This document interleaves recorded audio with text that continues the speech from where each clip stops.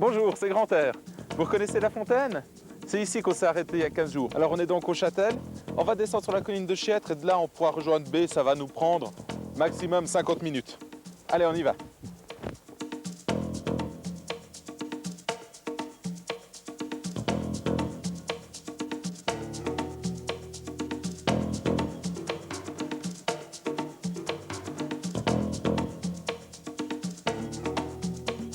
On est maintenant devant l'entrée d'une propriété qui s'appelle La Pelouse.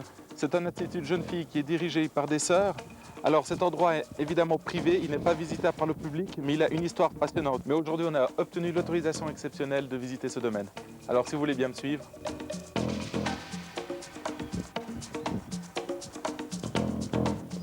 Cette propriété a été construite par un seigneur russe, Vladimir Louguinin, qui est venu s'installer ici en 1880.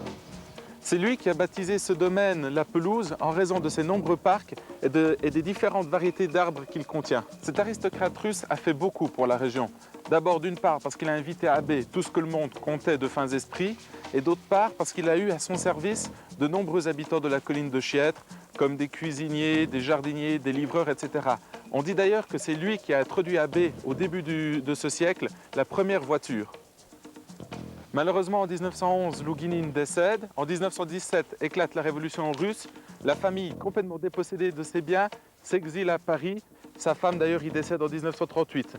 Dès lors, le domaine va avoir différents propriétaires jusqu'en 1920, où une Allemande rachète toute cette propriété et en fait un institut de jeunes filles qu'elle baptise l'École Nouvelle.